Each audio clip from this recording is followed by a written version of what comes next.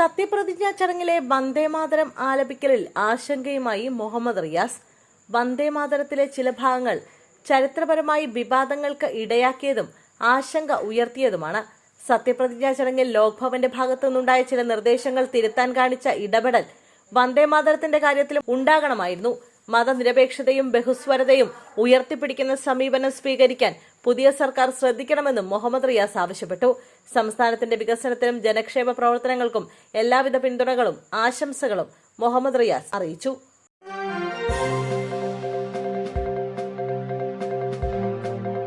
ശബരിമല സ്വർണ്ണക്കൊള്ളക്കേസ് അന്വേഷണത്തിൽ SITക്ക് 2 ആഴ്ചത്തെ സാവകാശം.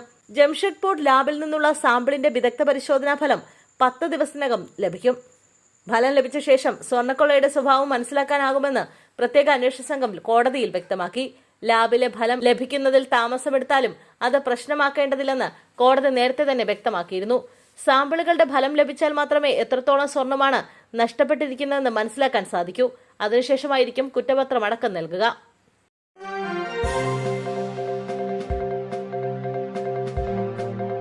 പ്രതിപക്ഷ നേതാവായി പിണറായി വിജയൻ തുടരുന്നതാണ് നല്ലതെന്ന് KK ശൈലജ. മുതിർന്ന PB അംഗമായ അദ്ദേഹത്തെ പ്രതിപക്ഷ നേതൃസ്ഥാനത്തേക്ക് പാർട്ടി നിശ്ചയിച്ചതിനെ ശൈലജ പിന്തുണച്ചു. തെരഞ്ഞെടുപ്പ് ഫലം പ്രതീക്ഷിക്കാത്ത തിരിച്ചടിയാണെന്നും തിരുത്തലുകൾ പാർട്ടി തീരുമാനിക്കുമെന്നും അവർ വ്യക്തമാക്കി. എന്നെ രാഷ്ട്രീയമായി ഒതുക്കിയെന്ന തരത്തിൽ നടക്കുന്നത് വ്യാജ പ്രചരണമാണെന്ന് ശൈലജ പറഞ്ഞു. ഇത്തരം പ്രചരണങ്ങൾക്ക് പിന്നിൽ പ്രത്യേക അജണ്ടയുണ്ട്. തന്നെ മത്സരരംഗത്തേക്ക് കൊണ്ടുവന്നത് പാർട്ടിയാണെന്നും അവർ കൂട്ടിച്ചേർത്തു.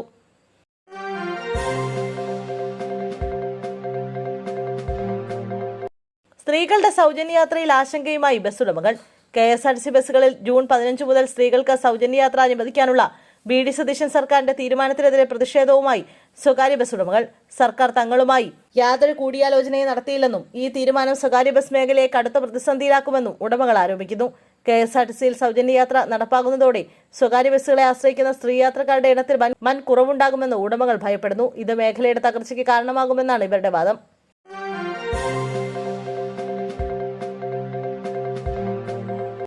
വയനാട്ടിൽ KSRTC മിന്നൽ ബസും ഓട്ടോറിക്ഷയും കൂട്ടിയിടിച്ചു. നമ്പിക്കൊല്ലി സ്വദേശിയായ നാരായണൻ, അദ്ദേഹത്തിന്റെ ഭാര്യ സിജി, മകൻ അഭി എന്നിവരാണ് അപകടത്തിൽ മരണപ്പെട്ടത്. നിയന്ത്രണം വിട്ട മിന്നൽ ബസ് ഓട്ടോറിക്ഷയിലേക്ക് ഇടിച്ചു കയറുകയായിരുന്നുവെന്നാണ് പ്രാഥമിക വിവരം. ഇടിയുടെ ആഘാതത്തിൽ ഓട്ടോറിക്ഷ പൂർണ്ണമായും തകർന്ന നിലയിലായിരുന്നു. അപകടം നടന്ന ഉടൻ തന്നെ നാട്ടുകാരും പോലീസുകാരും ചേർന്ന് രക്ഷാപ്രവർത്തനം ആരംഭിച്ചെങ്കിലും നാരായണൻ സംഭവസ്ഥലത്ത് വെച്ച് തന്നെ മരിച്ചു.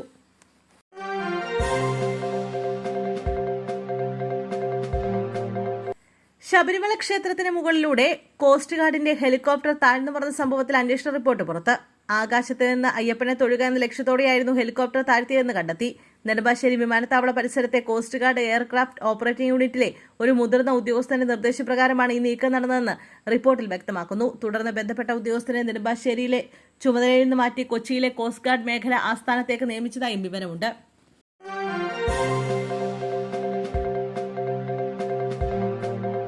മുഖ്യമന്ത്രി VD സതീശന്റെ ആദ്യ വാർത്താ സമ്മേളനത്തിൽ ജനപ്രിയ പ്രഖ്യാപനങ്ങൾ. UDF പ്രഖ്യാപിച്ച 5 ഇന്ദിരാ ഗ്യാരണ്ടികളിൽ 2 എണ്ണം ഉടനുണ്ടാകുമെന്ന് മുഖ്യമന്ത്രി ഉറപ്പു നൽകി. KSRTC ബസ്സിൽ ജൂൺ 15 മുതൽ സ്ത്രീകൾക്ക് സൗജന്യയാത്ര അനുവദിക്കുമെന്ന് മുഖ്യമന്ത്രി അറിയിച്ചു. ഇതുമായി ബന്ധപ്പെട്ട കൂടുതൽ വിശദാംശങ്ങൾ പിന്നീട് അറിയിക്കുമെന്ന് മുഖ്യമന്ത്രി പറഞ്ഞു.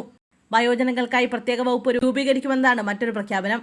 രാജ്യത്ത് തന്നെ ആദ്യമായാണ് ഒരു സംസ്ഥാനം വയോജനങ്ങൾക്ക് വേണ്ടി പ്രത്യേക വകുപ്പ് രൂപീകരിക്കുന്നതെന്ന് അദ്ദേഹം പറഞ്ഞു. മാത്രമല്ല, ആശാവർക്കർമാരുടെ വേതനം വർദ്ധിപ്പിക്കുന്ന കാര്യത്തിലും തീരുമാനമായി. 3000 രൂപ വർദ്ധിപ്പിക്കാനാണ് തീരുമാനം.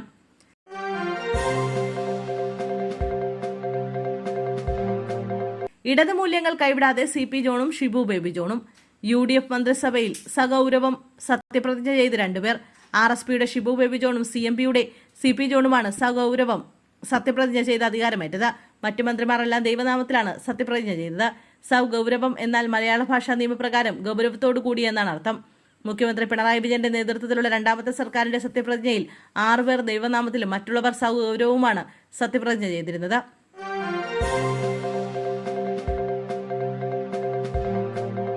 കോഴിക്കോടിന് മന്ത്രിയില്ല. ലീഗ് ഹൌസിന് മുന്നിൽ കരിങ്കൊടിയും പോസ്റ്ററും. 6ൽ 6 നേടിയ കോഴിക്കോടിനുള്ള അയോഗ്യത എന്ത്? കോഴിക്കോട് ജില്ലയെ തഴയാൻ മാത്രം ഗഫൂറിന് യോഗ്യത എന്തെന്നും പോസ്റ്ററിൽ കുറിച്ചിരിക്കുന്നു. കഴിഞ്ഞ ദിവസം INTUCയും പ്രതിഷേധവുമായി രംഗത്തെത്തിയിരുന്നു. ജില്ലയിൽ നിന്ന് കോൺഗ്രസ് പ്രതിനിധിയായി ജയന്തും ലീഗിൽ നിന്ന് പാറക്കൽ അബ്ദുള്ളയും പരിഗണനയിലുണ്ടായിരുന്നു. എന്നാൽ അവസാന നിമിഷം പുറത്താവുകയായിരുന്നു. മുസ്ലിം ലീഗിൽ നിന്ന് 5 മന്ത്രിമാരാണ് സഭയിലെത്തുക.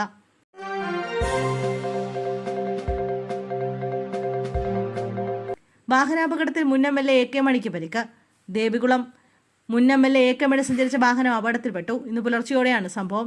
വാഹനം നിയന്ത്രണം വിട്ട് വൈദ്യുത പോസ്റ്റിലേക്ക് ഇടിച്ചു കയറുകയായിരുന്നു.